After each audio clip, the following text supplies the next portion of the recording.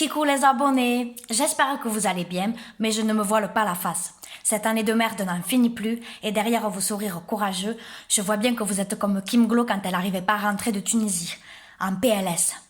Mais quand tout part en cacahuète, la culture sait devenir une parenthèse enchantée qui réconforte, qui cajole et qui console comme un chihuahua thérapeutique. Pour cet épisode un peu spécial, voici tout de suite les œuvres doudou dans lesquelles je me réfugie quand il n'y a plus d'espoir. Magnéto. Quand j'apprends que les bars et les boîtes de nuit ne rouvriront jamais, je me demande à quoi ça sert d'enlever mon pyjama pour affronter une nouvelle journée. Dans ces cas-là, je m'administre une bonne dose de j'adore la mode, mais c'est tout ce que je déteste, où le journaliste Loïc Prigent a compilé des centaines de pépites entendues dans les coulisses de la haute couture. Avec des répliques telles que « Elle est maquillée comme un conte de campagne UMP »,« Tel Aviv, c'est ma Bretagne », ou encore, avec des fringues comme ça, elle n'a pas besoin d'ennemis, on se croirait dans les caractères de la Bruyère. Laissez-vous embarquer dans ce festival de la punchline qui fait parfois un peu peur, mais qui me donne immanquablement envie d'aller faire mes courses en talons aiguilles. Le couperet est tombé. Je ne reverrai pas mes restaurants préférés avant l'année prochaine.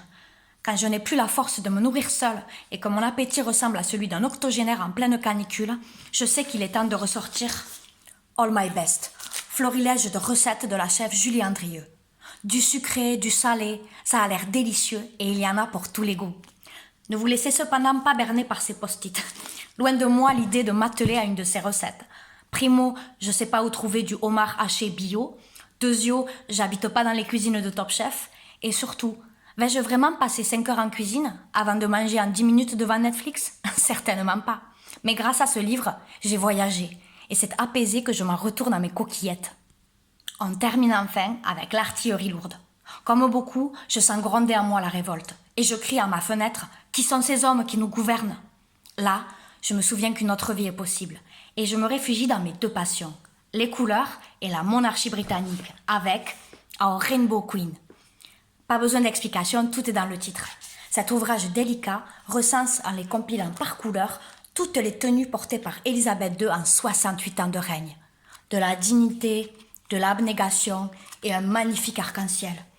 Je relève la tête et je me dis que si cette femme exceptionnelle a su tenir aussi longtemps en tenaille entre un peuple de consanguins et une famille de tarés, moi aussi je peux continuer à me battre. Voilà, j'espère que vous aurez été inspirés par cette sélection qui me remonte le moral à tous les coups et je vous invite fortement à constituer la vôtre. Je vous dis à très bientôt, prenez soin de vous et n'oubliez pas, le savoir est une arme, mais face à certaines personnes, rien ne vaut un coup de genou dans les couilles.